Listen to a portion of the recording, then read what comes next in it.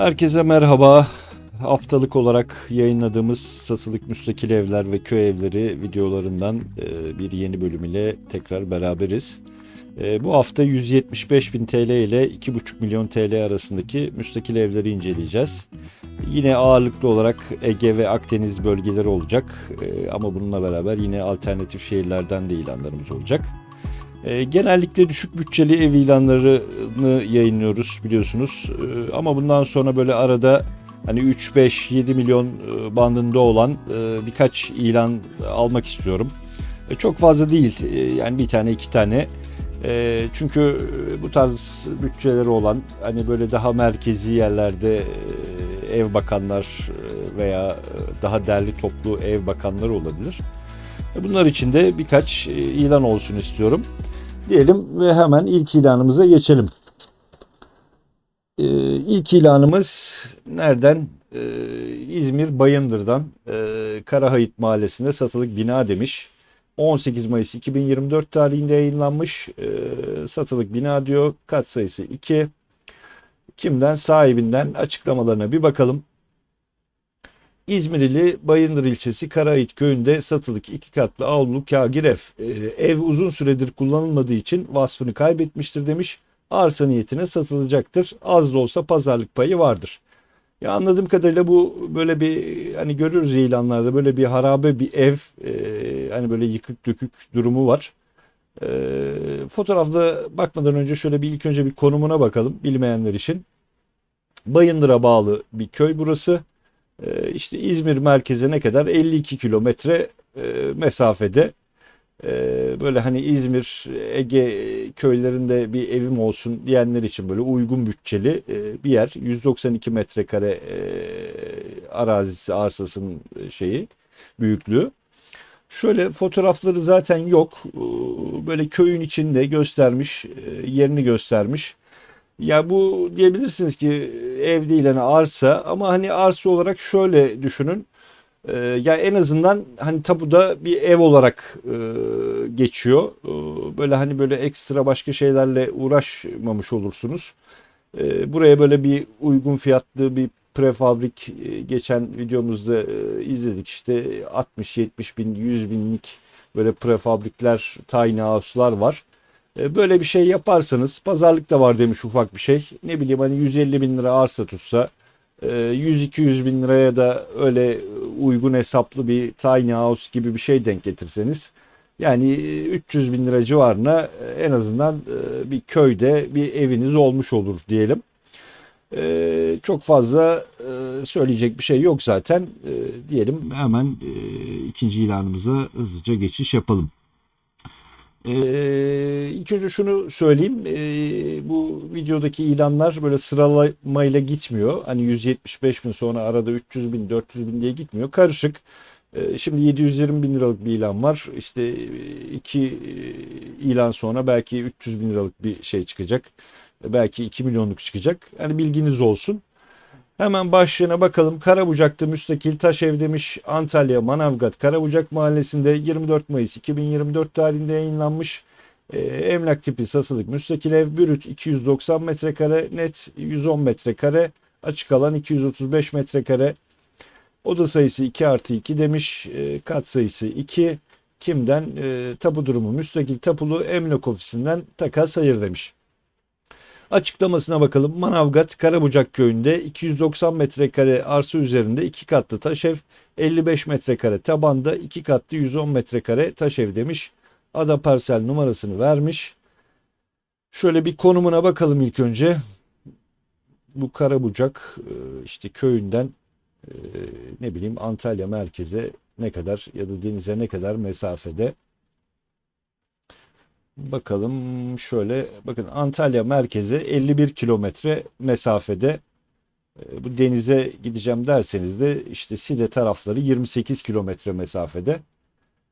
Böyle Akdeniz bölgesinden bir köy yaşamı düşünenler için bir ilan olabilir. Şöyle bir fotoğraflarına bir göz atalım hemen. Evet, bildiğimiz işte bu taş evlerden o kepenk gerçekten çok güzel. Böyle güzel bir tadilatla şık, güzel bir ev durumuna dönüştürülebilir. Köy içinde bir yer zaten. Ama daha fazla iç tarafıyla ilgili fotoğraf vermemiş. Yani tadilat masrafı zaten olacaktır. Bu evde de var. Bir şekilde zaten hani böyle hazır dört dörtlük bir ev olsa fiyatı bu olmayacaktır. İlan numarasını ileteyim satın almayı düşünenler için 116 907 28 26. Bu ilanların hepsi video açıklamasında mevcut. Tüm linklere oradan ulaşabilirsiniz. Daha detaylı inceleyebilirsiniz diyelim ve hemen bir diğer ilanımıza geçelim. Bir diğer ilanımız bu ev kaçmaz İvrindi Kıpıklar'da 72 metrekare 2 katlı sağlam köy evi demiş. 259.500 TL fiyatı var. Balıkesir İvrindi Kıpıklar Mahallesi'nde köyünde diyelim. İlan tarihi 23 Mayıs 2014. Emlak tipi satılık müstakil ev 72 metrekare brüt 50 metrekare net 22 metrekare açık alanı var. Oda sayısı 2 artı 1 demiş. Tapu durumu müstakil tapulu kimden? Emlak ofisinden takas hayır demiş. Hemen açıklamasına bakalım. Emekliler, köy evi arayanlar burası sizin için demiş. Bu metrajda, bu sağlamlıkta, bu paraya İvrindi'de ev yok demiş. Emsallerine bakın lütfen diye de iletmiş. Yer bilgileri Balıkesir Evrinde Kıpıklar'da işte açıklamalarını yine okuduk zaten. Elektrik bağlı aktif su yanında çeşme var. Evin içinde köy deposundan çekilebilir demiş. Alt kat depo odunluk, üst kat salon büyük oda WC banyo demiş. Salon mutfak bir kullanılıyor, banyo ayrıdır. 22 metrekare bahçesi vardır. Yapı olarak eski kalın duvarlı nadir evlerden olup gayet sağlamdır. Sıcak soğuk sorun olmuyor demiş. Evimiz az masraf ve tadilatla oturulabilir hale gelir demiş. DASK poliçesi yenilenmiş. Müstakil parsel tek imza diyor. Borcu, harcı, şerh vesaire yokmuş. Satışa hazırmış. Şöyle bakalım köy merkezinde olup cami ve bakkal yakındır demiş. İvrindi'ye 32 kilometre mesafe, Havran'a 27, Edremit'e 33, denize 42 kilometre, Balıkesir'e de 62 kilometre mesafedeymiş. Kendi tapulu yerimizdir, komisyon masrafınız yoktur demiş. Bakın bu emlakçı olmasına rağmen hani kendi evi olduğu için komisyon koymuyor. İvrindi'de aynı gün tapu satış işlemi olur demiş. İstanbul ve çevre illerde ya da uzaktan tapu sistemiyle istediğiniz ilde, ilçede satış işlemi olabilir demiş. Ben İstanbul'da ikamet ediyorum demiş. Evi görmek isteyenler parsel sorgulama sistemini kullanarak gidip görebilirler demiş ve detaylarını yine açıklamış. Pazarlıklı olarak bu iki katlı evimiz en son 250 bin olur demiş. Yani pazarlığında peşin olarak yapmış. Şöyle ilk önce bir konumuna bir bakalım. Bakın Kıpıklar'dan Akçay tarafına gitmek isterseniz 30 kilometre mesafe. E, Ayvalık taraflarına Gömeç tarafına ne kadar? Gömeç 36 kilometre. Ayvalık merkezde aşağı yukarı 50 kilometre mesafede. Böyle hani biliyorsunuz Ayvalık'ın köyleri bile artık çok pahalı. Hani o bölgelerden bir ev almak isteyen, bütçesi düşük olan birisi için ideal olabilir diyelim. Şöyle bir fotoğraflarını hemen gezmeye başlayalım. Elektriği var, onu belirtmiş. İlan sahibi de zaten söylemiş. Tadilat gerekiyor. Ama söylediği gibi böyle hani çok böyle büyük paralar harcamadan da ufak tefek işlemlerle oturulabilir duruma gelir. Çatıda bir sorun yoksa şayet bunun harici yani bir köy evi böyle hani çok lüks vesaire bir şey bekleyemezsiniz zaten. Fiyat da zaten 250 bin TL. Uygun bir fiyat. Biliyorum hani Ayvalık tarafını çok isteyen kişiler var. Onlara bir alternatif olsun en azından. diyelim. İlan numarasını ileteyim. 115 66 20 657. Tekrar hatırlatıyorum. Bu ilanın linkini video açıklamasında bulacaksınız. Tüm bu gezdiğimiz ilanların linkleri açıklamada mevcut. Hemen bir diğer ilanımıza geçiş yaptık. Hemen şöyle bir büyüteyim ilk önce. Bursa Gemlik'te 2 katlı bina, tapu sahibi Perta Emlak Ümit Tahmaz demiş. Bu direkt emlakçının yine kendi eviymiş galiba. Bakalım, 700 bin TL fiyatı var. 22 Mayıs 2024 tarihinde yayınlanmış. Kat sayısı 2. Krediye uygun mu? Evet demiş. Isıtma tipi doğalgaz, kombi demiş. Muhtemelen bağlı değil de bağlanabilir durumda herhalde. Metrekare 45. Kimden? Emlak ofisinden takas. Evet demiş. Bir açıklamalarına bakalım hemen. Bursa'yı Gemlik ilçesi, işte bu açıklamalarını yazmış. Ana taşınmaz niteliği ahşap ev olan taşınmaz. İşte adres bilgilerini söylemiş. Bizim için önemli olan ne var? Yapı alanı 32 metrekare üzerinde. 30 yıllık bir evmiş. 2013'ten önce inşa edilmiş. 32 metrekare taban alanından herhalde işte ne yapıyor? 62 metre, 65 metrekare bir alan yapıyor. İmar durumu Gemlik Belediyesi arşivinde yapılan incelemede diyor, işte yine bilgileri iletmiş. Şurası, bu ilanı bu yüzden aldım özellikle. Revizyon uygulama imar planı sınırı içinde olup imar durumu 5 kat konut alanı olarak gösterilen alanda kaldığı bildirilmiştir. Ayrıca önemli not, plaja 200 metre mesafede bir yermiş. Ya bakın, hani burayı alıp hani 5 kat imar hakkı varmış. Yani böyle bir şey de yapabilirsiniz. Böyle bir şekilde yatırım olarak da değerlendirebilirsiniz. Ya da işte demiş ki plaja 200 metre mesafesinde ufak bir tadilatla elden geçirip hani tamam, hani Gemlik böyle çok tercih edilen deniz kıyısı yerler değil ama yine de deniz var mı? Var. Plaj var mı? Var. 200 metre mesafede bir yer. Önemli not, tapu satışını almak isterseniz her yerden satışını yapabiliriz demiş. Satışa engeli olacak borç, hisse, ipotek vesaire yok. Vesaire vesaire. Yine emlakçı kendisiyle ilgili bilgileri vermiş. Detaylı olarak linkini vereceğim. Orada incelersiniz diyelim. Şöyle bir fotoğraflarına bir bakalım. Gemliği biliyoruz zaten. Hatta ilk önce bir konumuna bakalım. Deniz kıyısında 200 metre demiş plajı. Evet, gerçekten de hani emlakçılar genelde 200 metresi 300-500 metre çıkar ama yani 300 metre olsa ne olacak, 500 metre olsa ne olacak? E, Gemlik Bursa'ya bağlı çok güzel, şirin bir ilçe. Tamam, burada hani işte Ege'deki, Akdeniz'deki gibi her şeyde yani böyle 3-5 ay denize giremezsiniz ama gireceğiniz zamanlar da yine olacaktır. E, Alternatif olarak düşünebilirsiniz diyelim. Fotoğraflara bir bakalım. Buraya tapuyu çekmiş. Evet. Yani tadilata ihtiyacı olan bir ev. Böyle çok net gözükmüyor fotoğrafta ama yine de belli oluyor. Bakın, çok yakın gerçekten denize. Böyle e, bakın, plaja, denize olan mesafesini de çekmiş yine. İç kısmı ile ilgili fotoğraf koymamış. Ama az çok belli oluyor. Yani her şekilde buranın tadilata ihtiyacı var. Ya da yine emlakçının belirttiği gibi 5 katlı bir bina yapabiliyorsunuz bu alana.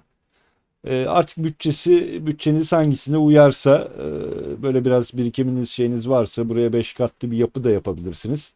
Ama benim o kadar bütçem yok diyorsanız da böyle 2 katlı ufak e, minik bir müstakil ev olarak da kullanabilirsiniz. 700 bin TL fiyatı var. Bilmiyorum, hani daha bir pazarlık olur mu olmaz mı üzerine bilemiyorum. Detaylı olarak mal sahibiyle görüşebilirsiniz. İlan numarasını ileteyim. 107 496 52 20.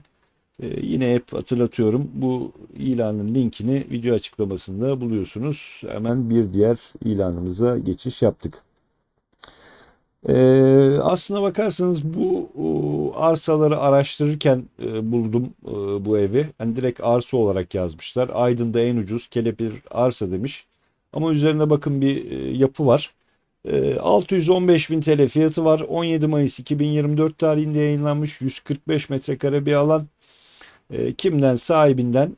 Yola sıfır, elektriği var, suyu var, internet ve doğa manzaralı. Yani internet de var demek istemiş. Ve doğa manzaralı bir yer demiş. Şöyle konumuna bakalım.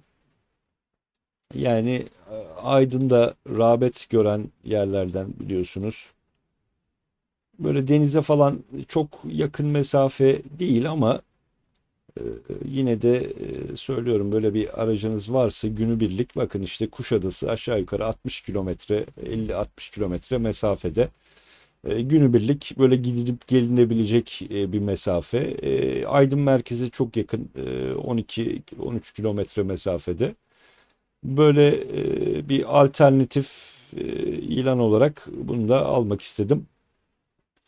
Yani evin evet tadilata ihtiyacı var ama yani bu fiyatlara zaten hani hazır bir yer bulamazsınız. Hatta işte mal sahibi de hiç böyle uğraşmamak için direkt arsa ilanı olarak yayınlamış bunu.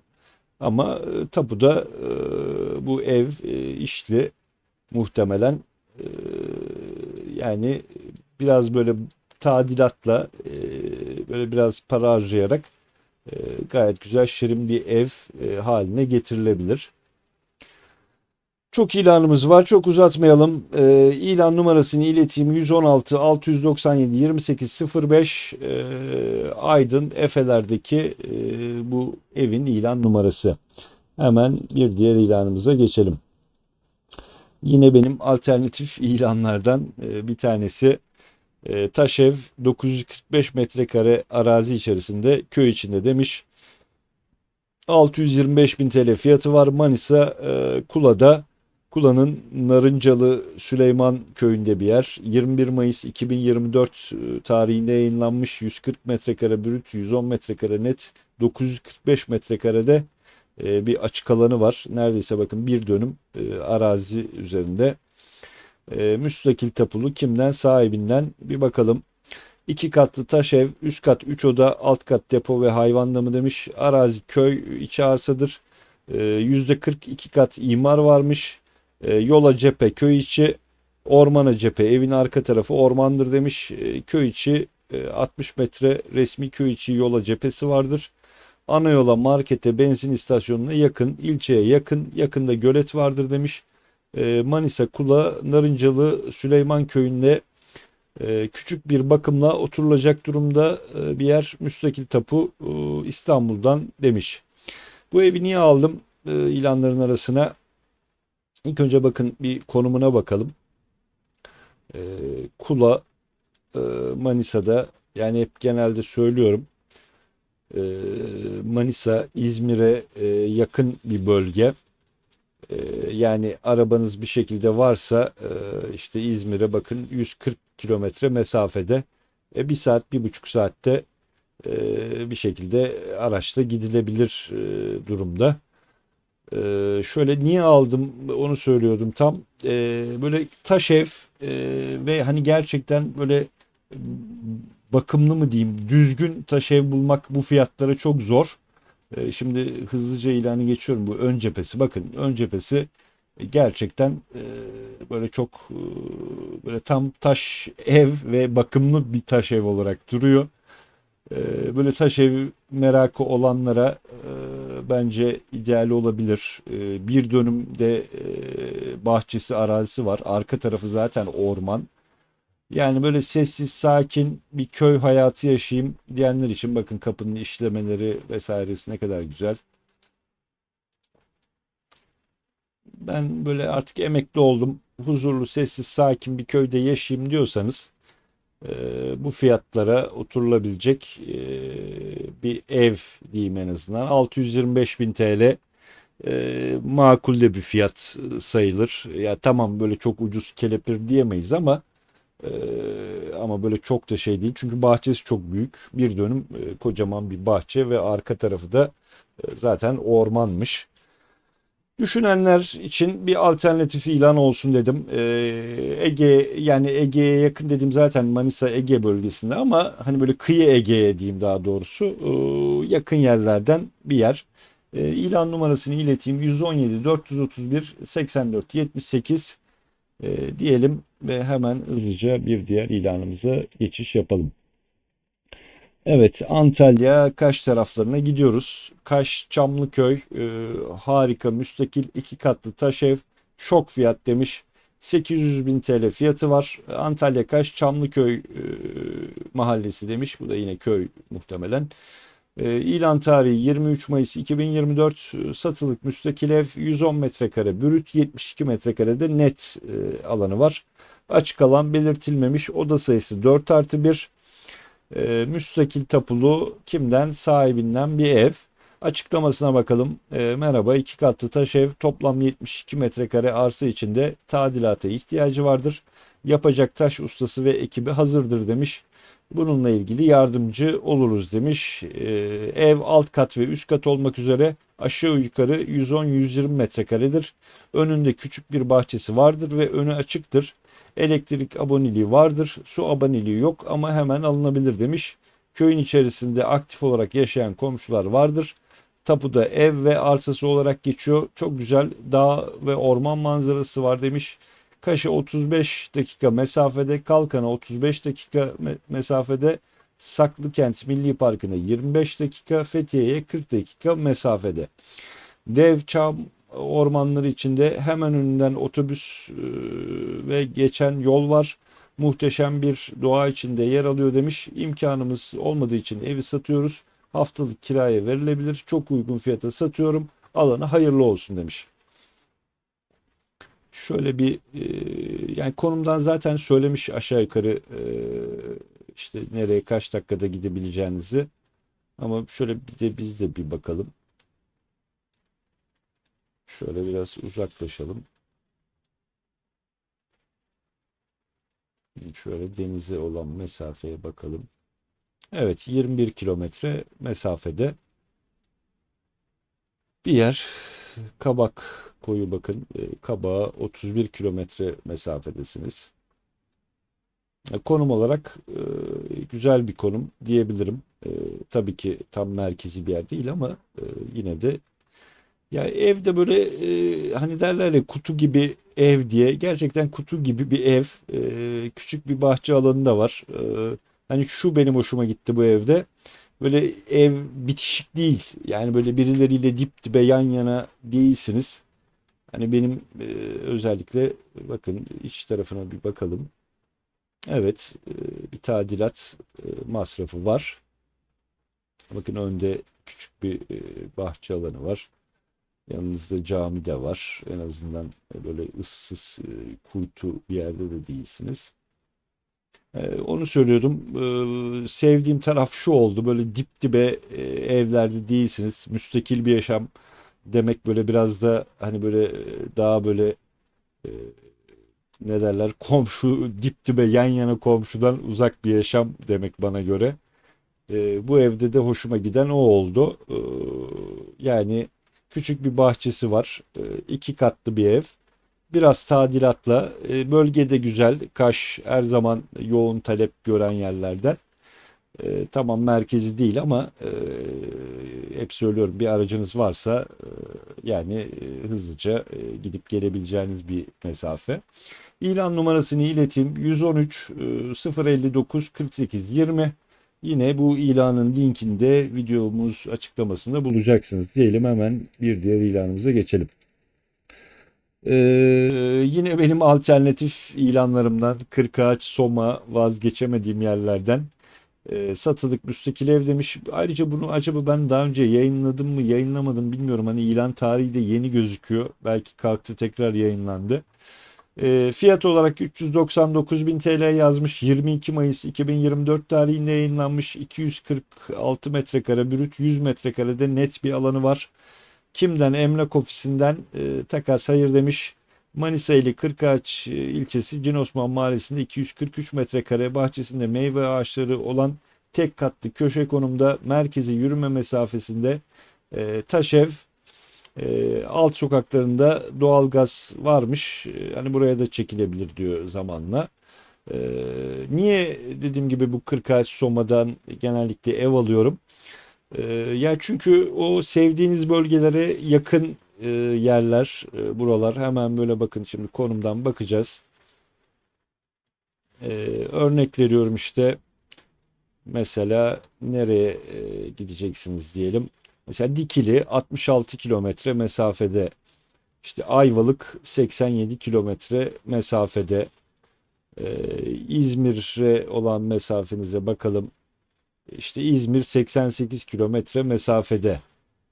Yani aracınız varsa işte bunlar hep bir saatte aşağı yukarı böyle gidip gidebileceğiniz bir mesafe olduğu için fiyat olarak da şimdi Ayvalık'ın köyünde bile hani bu fiyatları bulmanız çok zor. Yani 1 milyon, 1,5 milyona ilanlar var. Onun yerine böyle alternatif bir bölge olarak düşünürseniz hem bölgeden kopmamış olursunuz hem uygun fiyatlı bir ev almış olursunuz. Hemen şöyle fotoğraflarına bir bakalım. Bakın yani çok hoşuma gidiyor bu tarz evler. Bu da yine eski Rum evlerinden aslında. Hani Kırkağaç bölgesinde de çok, Soma bölgesinde de böyle Rum evleri var. Artık hani bahçe coşmuş durumda. Güzel bir budamayla, bakımla. Bakın şu evin hani girişin güzelliğine bakın. Yine söylediğim gibi bunlar Rum evlerinden muhtemelen. Yani güzel bir tadilatla bambaşka bir hale çevirebilirsiniz. Bahçe alanı geniş. Hem merkezde bir yer burası. Hani böyle tam köyde de değilsiniz. Sağlık imkanları, ne bileyim işte devlet hizmetleri, bu tarz yerlere de uzak değilsiniz. Güzel böyle etrafı, dış hatta bahçesinin de böyle taş duvarları var. Kapalı, müstakil bir yaşam için bence gerçekten ideal. Hatta şu an böyle gezerken ciddi anlamda hani şöyle bir bütçem bir şeyim olsaydı şu an kendi evim harici burayı düşünebilirdim diyeyim. İlan numarasını ileteyim. 117 143 94 66 ilan numarası.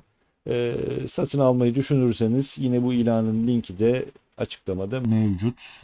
Ve hemen bir diğer ilanımıza geçelim. Evet, bu ilanımızda kelepir araç fiyatına müstakil ev 2 katlı demiş. Rağbet gören bölgelerden 835 bin TL fiyatı var. Muğla, Milas, Burgaz mahallesinde 21 Mayıs 2024 tarihinde yayınlanmış satılık müstakil ev diyor. Brüt 55 metrekare, net 47 metrekare, oda sayısı 4+1. Müstakil tapulu sahibinden bir yer. Üstü tamamlanmamış olup 2 katlıdır. Evin tadilata ihtiyacı vardır. Değerinde araç ile takas olur demiş. Bakalım nerelere yakın. Bu Milas merkezde bir yer. Yani böyle köyünde falan değil galiba. Milas'ın içindesiniz zaten.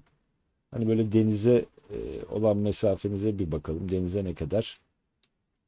Güllük tarafını işte 17 kilometre mesafede, işte diğer popüler bölgelerde zaten etrafında biliyorsunuz Milas da rağbet gören yerlerden. Denize de çok uzak değil. Hemen şöyle bir fotoğraflarına bakalım. Bakın iki katlı, ilk katı yapılmış. Bunun da yine tadilata ihtiyacı var. Onu da zaten yazmış. Hani bir şekilde ilk başta böyle birinci katı elden geçirip sonra böyle yavaş yavaş kendi imkanlarınızla olur. Arada yine usta gelir gider. Böyle ikinci katta faaliyete geçirebilirsiniz. Daha sonra ne bileyim birilerine kiralayabilirsiniz bu alanı. Ee, Yani fiyat olarak bana açıkçası uygun geldi. Çünkü köylerde bile Milas'ın bu fiyatları bulmak zor artık. Fotoğraflarımız bunlar. Daha fazla uzatmadan hemen ilan numarasını verelim. 117 441 91 22, bu da beğendiğim ilanlardan birisi diyelim. Hem fiyat olarak hem konum olarak. Düşünenler ilan sahibiyle iletişime geçebilir diyelim ve bir diğer ilanımıza geçiş yapalım. Yine alternatif olarak aldığım ilanlardan sahibinden satılık müstakil ev başlığıyla yayınlanmış. Zonguldak merkezde bir ev, brüt 20 metrekare ama bu doğru değil anladığım kadarıyla. Kimden? Sahibinden. 2 katlı müstakil ev, üst kat 2 artı 1, alt kat 2 artı 1, detaylar telefonda verilecektir demiş. Metrekaresini falan net söylememiş. Ama şöyle bir hemen konumuna bakalım. Bakın tam Zonguldak merkezde bir yer. Hani tam böyle göbeğe gitmek isterseniz 3,5-4 kilometre hani yürüyerek çarşıya 10 dakikada inebileceğiniz bir yer. Alt katı 2 artı 1, üst katı 2 artı 1. Şöyle bir fotoğraflarını inceleyelim.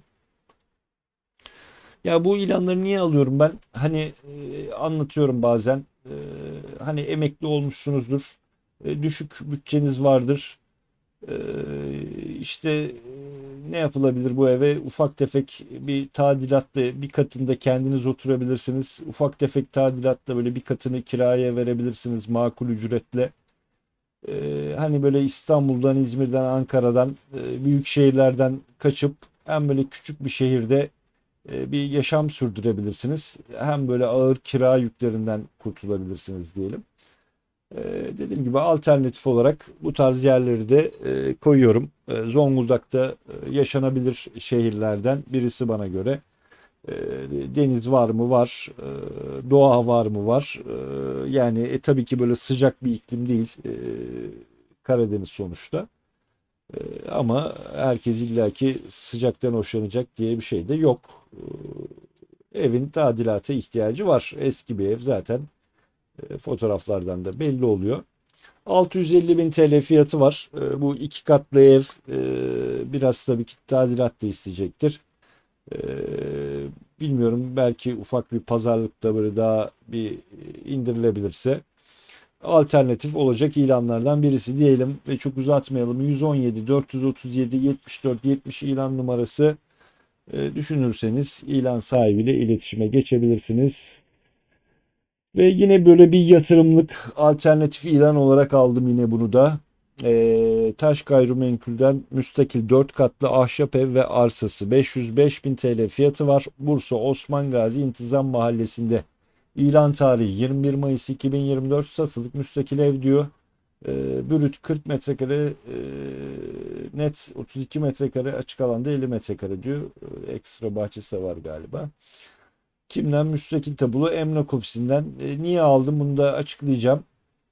Altıparmak İntizam Mahallesi'nde bulunan 4 katlı ahşap tarihi bina 32 metrekare tapu alanına sahip olup yatırıma uygundur. 4 kattan oluşmaktadır. Kentsel dönüşüm alanı içerisindedir diyor. Altıparmak Caddesi'ne 200 metre, Kent Meydanı'na 800 metre mesafede. Tophane'ye de yine 800 metre mesafedeymiş. İster restore edilip çok kıymetli hale getirilebilir, ister kentsel dönüşüm için bekletilebilir demiş. Şimdi niye bu ilanı aldım? Bu bahsettiği alanlar işte Kent Meydanı, işte Tophane, Altıparmak Caddesi, zaten hani Bursa'nın gerçekten tam göbeği yerler. Evet, ilk önce bir fotoğraflarına bir bakalım. Ben yine anlatacağımı anlatayım. Yani işte görüyorsunuz, eğer ki bu bir anıtlar kuruluna, ne bileyim böyle tescilli vesaire bir ev değilse şayet ufak ufak böyle kendiniz de bir tadilatını yapabilirsiniz. Hani illaki oturmak için değil, gerçekten hani buralar Bursa'nın göbeği merkezinde yerler. Hani 800 metre mesafe hiçbir şey değil. Yürüyerek hani 5 dakikada gidebileceğiniz bir yer. Bilmiyorum, hani Bursa'ya daha önce gittiniz mi veya oraları biliyor musunuz? Yani gerçekten çok değerlenebilecek bir alan e, buralar. Fiyat olarak da 500 bin lira. Hani işte ilanları geziyoruz, görüyorsunuz. İşte dağın başındaki köyler bile hani bu fiyatlardan yüksek fiyatlara gidiyor. Hani böyle yatırım amaçlı düşünenler için bence gayet ideal bir ilan. Zaten onun için aldım. Hani tamamıyla böyle oturayım şey yapayımdan ziyade. O da olabilir. Niye olmasın? Varsa biraz bütçeniz derleyip toparlayıp Bursa'nın merkezinde, göbeğinde kendiniz de oturabilirsiniz. Alanı küçük ama e, yani işte bu kentsel dönüşüm vesaire olduğunda ciddi anlamda çok büyük getirisi olacaktır bu tarz yerlerin size. Diyelim çok uzatmayalım. İlan numarası 117 437 27 12 düşünenler emlakçı ile iletişime geçip detaylı bilgi alabilirler. Hemen bir diğer ilanımıza geçtik. Yine İzmir taraflarındayız. Bağçıvan Gayrimenkul'den 2 katlı taş ev manzaralı demiş. 600 bin TL fiyatı var. 20 Mayıs 2024 tarihinde yayınlanmış. 70 metrekare bir alanı var. Oda sayısı 3,5+1 demiş. Tapu durumu müstakil. Tapulu emlak ofisinden bir yer. Açıklamasına bakalım. Müstakil evimiz Bademli Mahallesi'nde, köy içinde, önü geniş, sokakta park sorunu olmamaktadır. Evimiz 2 kattan oluşmakta. Alt katı 70 metrekare alanı oturmakta. Üst katta yine 70 metrekareymiş. İşlem merdivenli olup tadilat yapımına uygun. İster yenileme isterseniz sıfırdan inşaat yapımına uygundur. Elektrik, suyu açık vaziyette. Köy merkezinde şelale, restoran, eczane, okul, market, kahvehane, pastane ve pazara yürüme mesafesindeymiş. Daha fazla detaylı için lütfen arayınız demiş. İzmir Ödemiş'te bir yer burası. Hani bilmeyenler için şöyle bir İzmir'e mesafesini hemen gösterelim.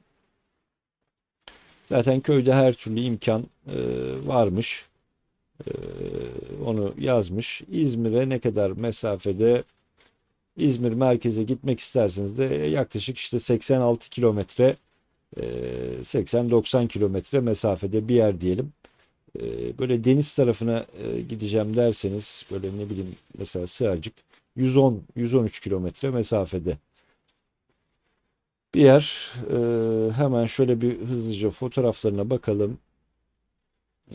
Şöyle fotoğrafı büyütelim. Hep gezdiğimiz işte 2 katlı, tek katlı böyle müstakil evlerden. Çatının yani komple bir elden geçmesi gerekiyor. En azından kiremitlerin diyeyim. Bunun harici zaten aşinasınız. Bu tarz yerlerde her zaman ufak ya da büyük tadilat ihtiyacı oluyor. Buranın da bir ciddi bir tadilata ihtiyacı var diyeyim. Ama hani Ege, kıyı Ege, işte İzmir özellikle artık buralarda böyle çok ucuz ev bulmak maalesef mümkün değil. Diyelim ilan numarasını ileteyim. 115 621 46 23 düşünenler bu numaradan irtibata geçebilir diyelim. Bir diğer ilanımız biliyorsunuz bu Datça'nın böyle bazı bölgelerin özel ne derler müdavimleri var. Datça'da bu çok rağbet gören yerlerden. Körmen Emlak'tan Hızırşah'ta restore edilebilir durumda taş ev demiş. 1 milyon 950 bin TL fiyatı var. 44 metrekare brüt, 31 metrekare net bir alanı var. Kimden? Emlak ofisinden. Açıklamalarını ne demiş? 44 metrekare arsa içerisinde 31 metrekare restore edilebilir. Dam niteliğine sahip eski taş ev demiş. Hızırşah köyü taş evlerinin ve sokakların dokusundan dolayı eski Datça kültürüne ait en yakın köydür. Yerin tadilat ruhsatı ve elektrik bağlama ruhsatı alınmıştır demiş. Merkezi 3 kilometre, eski Datça'ya 1,5 kilometre, denize de 4,5 kilometre mesafedeymiş. Yani eski Datça dediğiniz alana zaten 1,5 kilometre yürüyerek bile gidilebilecek bir alan. Şöyle bir konumuna bakalım. Ulaşım, eğitim, sağlık diyelim. Hızırşah. Evet. Söylediği gibi işte denize aşağı yukarı 4 kilometre Datça'ya, bu yeni Datça eski Datça olarak biliyorsunuz değişiyor. 3.24 Datça yeni Datça merkezine. Eski Datça'ya da 1.48, işte gerçekten aşağı yukarı dediği rakamlarda, hatta buraya eski Datça'da bile diyebiliriz. Konum olarak güzel bir konumda. Hem denize çok yakın, hem eski Datça'ya yakın. Ama fiyat işte buralarda makul değil. 1.950.000 TL fiyatı var. Buralardan böyle yer bulmak da gerçekten kolay değil. Şöyle bir fotoğraflarına bakalım. Küçük bir alan, ama böyle restore edilip e, gayet de güzel kullanılabilir. Zaten küçücük kutu gibi bir ev. E, Bakın burada fotoğraflarda gayet net anlaşılıyor. E, Ege severler, Datça severler için bu ilanımızda aldım. Evet, yani böyle dış cephesinde böyle çok tadilatlık bir durum yok. Çatısı güzel durumda gözüküyor, duvarları. Ama iç tarafa elbette biraz masraf yapılacak. Ama fiyat olarak dediğim gibi e, böyle çok şey değil Datça koşullarına göre. Bu evde almayı düşünürseniz şayet ilan numarasını ileteyim. 104 272 56 62 ilan numarası. Datça severler için bir ilan diyelim ve hemen bir diğer ilanımıza geçelim. Bu da yine Kuzey Ege'nin de kuzeyi, Biga'da, Çanakkale Biga Bezirganlar'da avlu kâgir ev demiş. 480.000 TL fiyatı var. Çanakkale Biga Bezirganlar Köyü'nde 22 Mayıs 2024 tarihinde yayınlanmış. 100 metrekare brüt bir alanı var. 99 net demiş. Oda sayısı 2 artı 0. Müstakil tapulu kimden? Sahibinden bir ev.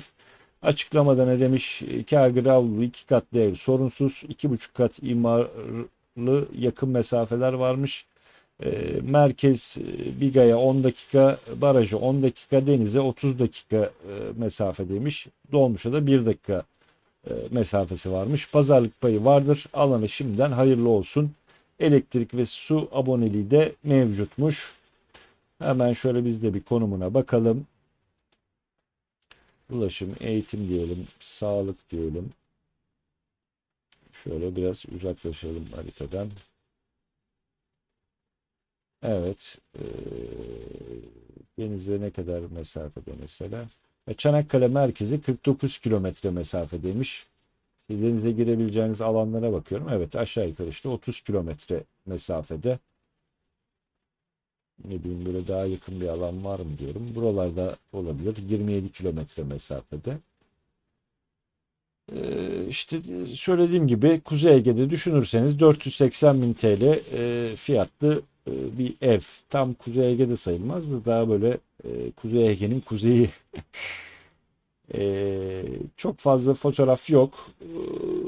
Hep gezdiğimiz evlerden benzer bir şekilde burası da tadilat gerektiriyor elbette. Ama işte bunları bir arsa niteliğinde de düşünebilirsiniz. Böyle yeni bir yapı da yapabilirsiniz. Tadilat düşünebilirsiniz. Artık o elinizdeki bütçeye kalmış diyelim. İlan numarasını ileteyim hemen. 111 497 29 13. Çanakkale Biga'daki bu evi satın almak isteyenler için. Bir diğer ilanımız yine Ayvalık. Yorumlarda da geliyor. Ayvalık'tan eve bakar mısınız diye. Ya gönül ister elbette böyle uygun fiyatta Ayvalık'tan bulayım size. Bozcaada'dan bulayım, Assos'tan bulayım ama maalesef fiyatlar böyle yükselmiş durumda. Özellikle yaz aylarında iyice fiyatlar çıkıyor. İlan tarihi 20 Mayıs 2024, 60 metrekare bir yer, müstakil tapulu kimden? Sahibinden. Önünde küçük balkonu olan, tamamı müstakil ev, alt katta deposu vardır demiş. Evin içi aktif kullanılmaktadır. İsteyene detaylı fotoğraf gönderilir demiş. Ayvalık Tıfıllar köyünde bir yer burası. Şöyle hemen Ayvalık'a olan mesafesini göstereyim size. Şöyle Ayvalık merkeze işte 16 kilometre mesafede bir alan. E, Cunda'ya da 19 kilometre mesafedesiniz. Yani Ayvalık'a yakın köylerden bir yer. Fiyatta işte o zaman yükseliyor maalesef. Böyle çok detaylı fotoğraf koymamış ama yine bu da böyle kutu gibi diyeceğimiz evlerden birisi. Böyle müstakil bir köy ev mi olsun, Ayvalık'ta olsun diyorsanız bakın yandaki ev mesela gayet güzel restore etmiş. Taş duvarları böyle daha ortaya çıkarmış. Muhtemelen bu evde böyle kazırsanız bu sıvaları, boyaları böyle bir taş yapı karşınıza çıkacaktır.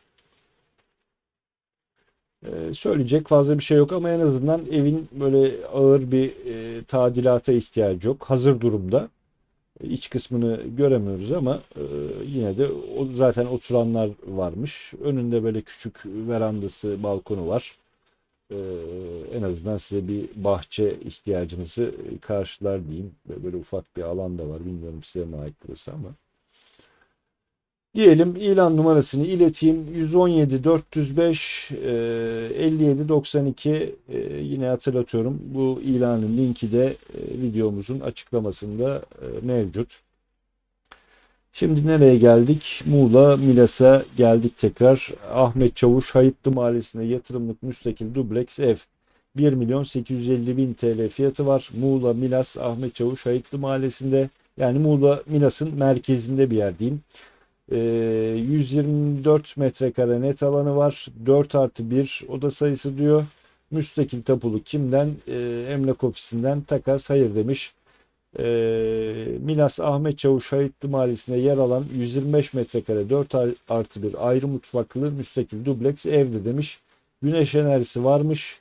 İşte Milas Halk Kütüphanesi'ne 200 metre mesafedeymiş.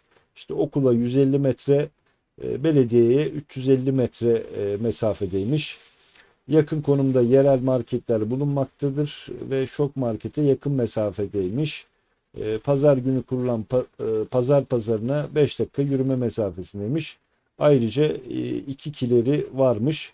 Şehir içi ve köy dolmuş güzergahında yer almaktaymış. Bodrum dolmuş durağına 350 metre mesafesi varmış. Not demiş Hacı İlyas, Ahmet Çavuş, Vahitli ve İsmet Bahçe mahallelerinde zemin ve birinci kat olması durumunda 2 artı 1 ve 3 artı 1 evlerle takas düşünülebilir demiş. Konumunu zaten Milas'ı artık birçoğunuz biliyorsunuz ama yine de şöyle bir göstereyim. Milas'ın merkezinde zaten bir köyünde değil. Birçok sağlık vesaire imkanları var.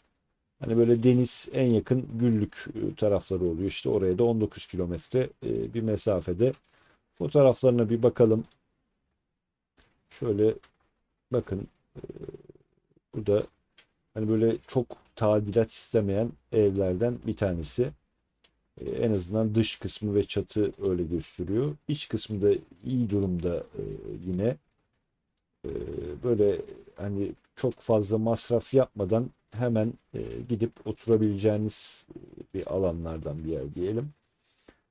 Elbette herkesin kendine göre zevki vardır. İşte banyoyu değiştireceğim diyebilir, zemini değiştireceğim diyebilir. Ama bunlar da size kalmış şeyler. Dubleks bir ev, böyle geniş yaşam alanına ihtiyaç duyanlar için e, ideal, bol odalı bir yer diyelim. İlan numarasını ileteyim. 111 845 845 53 95. Yine bu ilanın linkinde video açıklamasında bulacaksınız diyelim ve son ilanımıza geçiş yapalım. Burada yine alternatif bir ilan. Hayati Emlak'tan Eski Çarşı merkezinde satılık konak demiş. Takas olur demiş. 2 milyon 650 bin TL fiyatı var. Karabük Safranbolu merkezinde bir yer. 15 Mayıs 2024 tarihinde yayınlanmış. Emlak tipi satılık köşk konak demiş. 150 metrekare brüt, 125 metrekare de net alanı var. 50 metrekare de bahçesi var anladığım kadarıyla.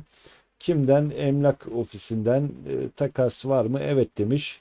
Safranbolu Çavuş Mahallesi'nde Dağdelen Camii karşısında çarşı dükkanları bölgesine yakın konağımız satılıktır.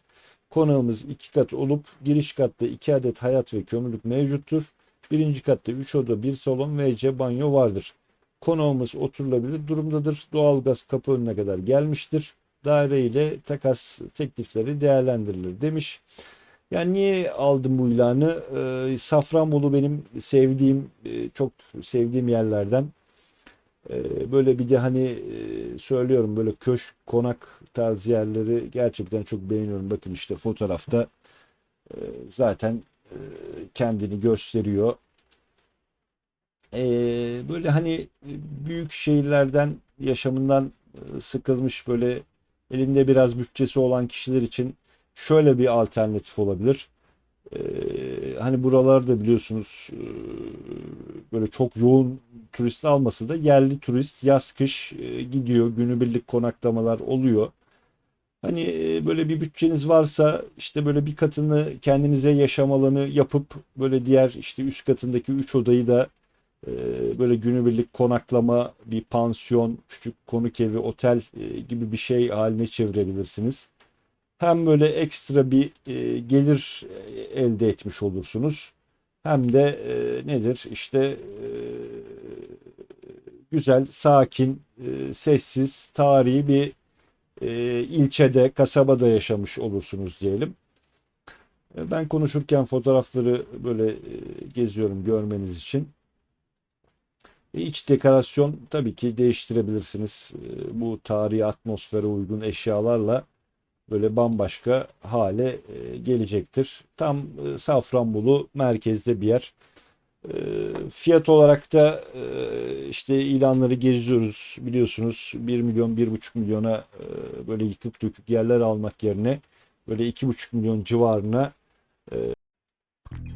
Tekrar merhaba. Videonun son bölümünü yanlışlıkla kaydı durdurmuşum maalesef. Zaten videonun sonuna gelmiştik. İzlediğiniz için teşekkür ederim. Abone olmadıysanız lütfen abone olun. Kendinize iyi bakın. Yeni bir videoda görüşmek üzere. Hoşça kalın.